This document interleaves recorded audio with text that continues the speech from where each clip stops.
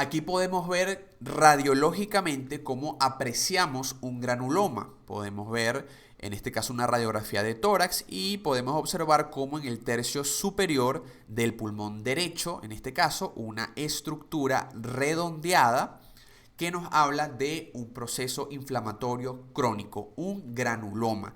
Esto es lo que se conoce como el complejo de Ghon, G-H-O-N.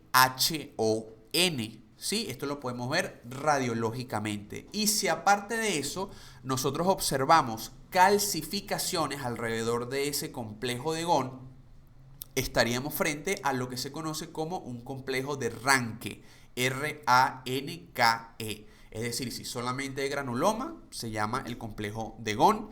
Si además hay calcificaciones periféricas de ganglios linfáticos, se conoce como el complejo de Ranke. Ahora, hablemos un poquito acerca de los factores de virulencia de Mycobacterium tuberculosis. En primera instancia tenemos que hablar acerca de los ácidos micólicos o glicolípidos micólicos y también de una estructura llamada trealosa dimicólica.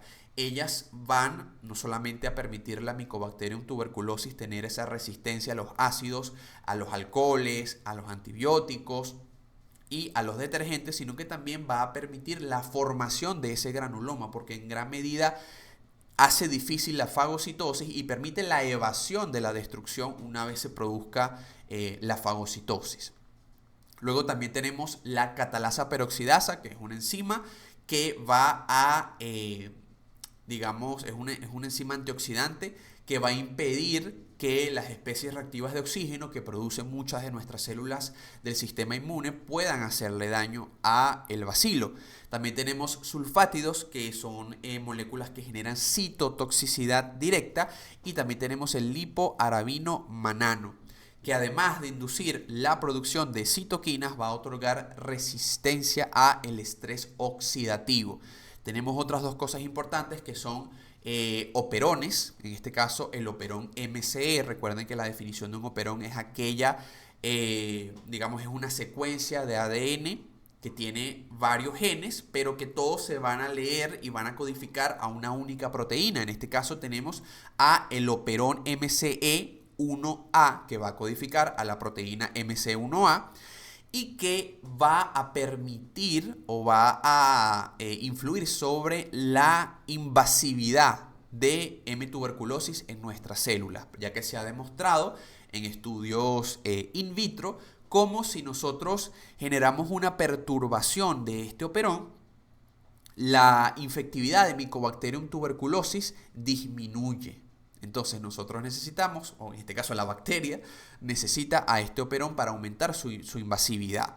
Y también tenemos un sistema de excreción o de secreción, que es el ESX1, que va a permitir a la M. tuberculosis romper el fagosoma. Es decir, vamos a suponer que un macrófago tuvo la capacidad de fagocitar al bacilo de Koch. Bueno, este sistema de secreción le permite romper el fagosoma y seguir con esta infección intracelular persistente.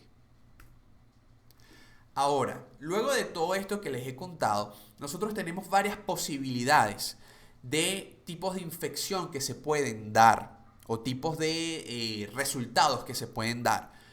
Una posibilidad que puede ocurrir es que yo me infecté con Mycobacterium tuberculosis, es decir, tuve contacto con secreciones o con pequeñas partículas que tenían a la bacteria, al bacilo, llegó a mi sistema respiratorio y mi sistema inmunológico junto con mi sistema respiratorio fue capaz de eliminar cualquier bacilo que entró. Es decir, llegó y así como llegó fue destruido, no pasó absolutamente nada. Ese es el resultado, pues, el mejor que podría generarse.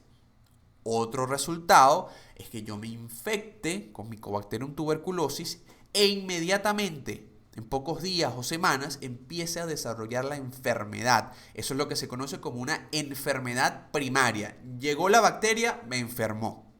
¿Sí? Por supuesto, esto no suele ocurrir salvo que tengas una condición predisponente, pero puede ocurrir perfectamente.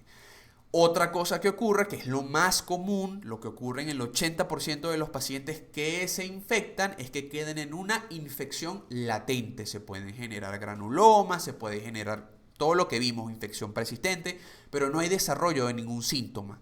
La bacteria está encapsulada en ese granuloma y por lo tanto la posibilidad de contagio es muy, muy baja. No imposible, pero es muy baja. ¿Sí? Generalmente el contagio ocurre entre una persona enferma y una persona que no está enferma. Y otra cosa que puede ocurrir es que yo me mantuve en infección latente por muchos años, ocurrió un cambio, ya sea de parte de la bacteria o de parte de mi sistema inmune, y se activó o se reactivó el bacilo y esto me generó la enfermedad. Entonces puedo tener la enfermedad de una vez, que sería una infección primaria, o una infección luego de un periodo de latencia, que sería sería una enfermedad luego del periodo de latencia, que sería una enfermedad por reactivación. Esto también es una pregunta bastante clásica. ¿Cuáles son los posibles resultados de haber inhalado gotas respiratorias contaminadas con bacilo de Koch? Estas son las 4 posibilidades. Hablemos un poquito acerca del diagnóstico. Primero tenemos un diagnóstico clínico que en algunas ocasiones puede ser muy evidente, en otras ocasiones puede enmascararse con muchas otras enfermedades, porque recordemos que aquí estamos hablando principalmente de la tuberculosis pulmonar, pero hay tuberculosis pleural, hay tuberculosis intestinal, hay tuberculosis que puede afectar el sistema nervioso, tuberculosis que puede afectar el sistema genitourinario. Entonces, básicamente yo puedo tener tuberculosis en cualquier lado y eso puede simular cualquier otra enfermedad. Pero hablando de la tuberculosis pulmonar, tenemos que recordar que la presentación clásica es una tos persistente, ¿sí? De por lo menos más de 2 a 3 semanas, ¿ok? Es una tos con expectoración. Esa expectoración puede tener trazas hemáticas, ¿sí? Hay adenopatías que pueden ser regionales o pueden ser generalizadas. Fiebre, importante, es una fiebre que suele ir escalando poco a poco y que suele afectar al paciente, sobre todo en la tarde-noche, una fiebre vespertina, lo que le da una característica muy, muy distintiva. Puede haber sudores nocturnos acompañados por la fiebre, pérdida de peso, la persona va a decir que tiene poca energía, que se siente fatigado. Todo esto nos puede indicar, nos da pistas clínicas, pero luego tenemos que realizar una serie de pruebas para poder confirmar el diagnóstico. Lo más importante, es decir, el diagnóstico definitivo es la baciloscopia, es decir, que yo pueda evidenciar Mycobacterium tuberculosis a partir de una muestra del paciente, una muestra de líquido, ya sea el esputo, es decir, la expectoración, o a través de fluidos corporales, o a través de un tejido, de una biopsia, de cualquier lado que yo pueda extraer una muestra y evidenciar que tengo Mycobacterium tuberculosis allí. Algo de lo más sencillo pues sería pedirle al paciente que expectore y yo examinar ese esputo, ¿ok? Directamente. Entonces yo puedo utilizar métodos de tinción especial como por ejemplo los métodos de carbofluxina, como el Ziehl-Neelsen, que es el más utilizado, y también otro que se llama Kim-Young, que son métodos que nos van a permitir visualizar a los bacilos ácido-alcohol resistentes, aunque también tenemos otros procedimientos como los procedimientos de microscopía de fluorescencia, como aquellos que se basan en auramina o auramina-rodamina, que tienen una mayor sensibilidad que los que acabo de mencionar, aunque de rutina se utiliza mucho el Ziehl-Neelsen. Obviamente, si yo no observo que tengo bacilos en esa muestra de esputo que tomé directamente, bueno, eso no descarta el diagnóstico, porque normalmente se van a expulsar una cantidad minúscula de bacilos, por lo cual si yo no lo logro ver a la primera, no va a excluir el diagnóstico. Puedo utilizar otras técnicas como el cultivo, ¿sí? El cultivo se hace con medios bastante particulares. Hay unos que se basan en huevo, como el Lowenstein-Jensen, sería un medio sólido, y medios líquidos, como el Middlebrook. ¿Qué sucede? El que más se utiliza es el Lowenstein-Jensen, pero nosotros vamos a observar crecimiento de colonias. Tenemos que esperar un largo tiempo, por lo menos 2 semanas, para poder evidenciar crecimiento de Mycobacterium tuberculosis. Es de crecimiento bastante lento. Y si hablamos de Mycobacterium bovis, aún más. ¿Ok? Actualmente existen medios líquidos que nos dan la ventaja de que pueden propiciar el crecimiento en mucho menor tiempo. Bueno, no sé si eso está correctamente dicho, pero en un menor tiempo del que lo pueden hacer los medios convencionales. Pero además de poder realizar este cultivo para luego tratar de evidenciar al microscopio, nosotros podemos realizar pruebas moleculares. Estas pruebas moleculares nos van a ayudar muchísimo, no tanto para diagnosticar la enfermedad, sino para diagnosticar cepas de Mycobacterium tuberculosis que sean resistentes a determinados antibióticos. Por ejemplo, una prueba muy utilizada, esto es ya de pruebas moleculares digamos de PCR, ¿ok? De ampliación de moléculas de ácidos nucleicos. Tenemos, por ejemplo, el Expert MTB-RIF y el Expert MTB-RIF Ultra, que detectan Mycobacterium tuberculosis resistente a rifampicina, el cual es un problema de salud pública bastante grande ahora mismo. Es decir, con esta prueba evidencio directamente si esta bacteria va a ser resistente o no. Si es resistente, obviamente no voy a incorporar la rifampicina, que es uno de los antibióticos que se utiliza, dentro de mi esquema. Si es negativo, perfecto, lo puedo utilizar. Y también hay una prueba más nueva, que es el Expert MTB XDR, que no solamente nos va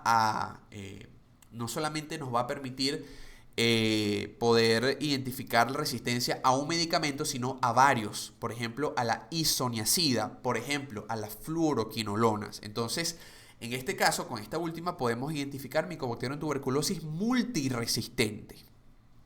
También tenemos pruebas de sondas lineales, como pruebas de ampliación de ácidos nucleicos, y también algo muy importante, que es la prueba de intradermorreacción, la famosa PPD, la tuberculina, en donde se van a inocular antígenos, que en este caso son proteínas, de Mycobacterium tuberculosis, se van a colocar justamente por debajo digamos en el tejido subepidérmico, y allí vamos a observar cuál es la respuesta que tiene el organismo a este cóctel de antígenos. Perdón, no sé si es anticuerpos, un cóctel de antígenos. Entonces, ¿qué es lo que vamos a observar? Bueno, podemos ver en algunas personas que se forme una pápula de aproximadamente 5 milímetros, de 5 a 10 milímetros. Entonces uno va midiendo, bueno, si esta pápula fue menor a 5 milímetros, pues podemos darlo por positivo en cierto tipo de pacientes, como por ejemplo pacientes que sean inmunosuprimidos, pacientes que tengan VIH-Sida, pacientes que tengan una desnutrición crónica. Si vamos de 5 a 10 milímetros esa pápula, podemos dar por positivo si es un paciente que está expuesto a Mycobacterium tuberculosis de forma constante, como por ejemplo personas que trabajen en el ámbito de la salud, ¿ok? O personas que tengan un familiar con tuberculosis, podemos dar eso como positivo. Y si ya vemos que la pápula es ya se forma una placa de más de 10 centímetros, pues lo vamos a considerar positivo en aquellas personas que vengan de un lugar en donde Mycobacterium tuberculosis pues sea abundante, que hayan sido vacunadas contra Mycobacterium tuberculosis a través de la BCG, que veremos a continuación. Entonces es una prueba de intradermorreacción. Ojo, una cosa importante con esta prueba es que si sale positiva, no nos dice que la persona tenga enfermedad por tuberculosis. Simplemente nos dice que la persona estuvo expuesta a los antígenos de Mycobacterium tuberculosis, pero pudo haber simplemente inhalado 2 o 3 bacilos y los pudo haber eliminado, y a lo mejor lo que está presentando ese paciente es por otra cosa. Entonces, si sale positiva, no me dice exactamente, no me confirma el diagnóstico, pero si sale negativa, tampoco puedo descartarlo, porque personas que tengan un sistema inmune deficiente, puede ser que no reaccionen, pero puede ser que tengan enfermedad por Mycobacterium tuberculosis. Ahora, ¿cómo vamos a prevenir La tuberculosis lo podemos hacer a través de la vacunación. En este caso tenemos la BCG, el bacilo de Calmette-Guerin. Esta es una vacuna que se utiliza en países donde hay un gran número de casos con tuberculosis. Por ejemplo, en este caso toda América Latina, toda América Central. Se utiliza también en muchos países europeos, perdón, muchos países africanos y asiáticos. Pero no se utiliza, por ejemplo, en ciertos países europeos. Tampoco se utiliza en Estados Unidos o en Canadá. Pero, por ejemplo, en Latinoamérica, ¿qué se utiliza? Es simplemente pues una vacuna que va a proteger hasta un 30% de formas diseminadas y graves de la infección, principalmente en niños, aunque también puede dar cobertura en cierta medida a los adultos, pero es una de las vacunas que se administra inmediatamente una vez la persona nace, una de las vacunas obligatorias de los recién nacidos. Otra medida muy importante para la prevención es el tratamiento de la infección tuberculosa latente, porque muchas veces no se hace, a menos que se haga un estudio de toda la población. Las personas que no presenten síntomas generalmente no las van a testear. Entonces es importante controlar también el reservorio que somos los seres humanos, controlar la infección que está latente. Identificación y tratamiento de estas infecciones latentes, identificación también precoz de la enfermedad, ¿ok? Pruebas de diagnóstico temprano en poblaciones de riesgo, que haya un acceso amplio a estas técnicas y a las técnicas que detectan también resistencia a determinados antibióticos. Y bueno, si somos personal de salud, tener bastante cuidado a la hora de exponernos de forma continua a personas que puedan tener tuberculosis, utilizar en pacientes que tengan enfermedad, pues utilizar tapabocas. Hay ciertas condiciones de acondicionamiento del área donde deben estar estos pacientes, pero eso es algo un poco más profundo que no vamos a tocar acá. Espero que les haya gustado, nos vemos en la siguiente clase.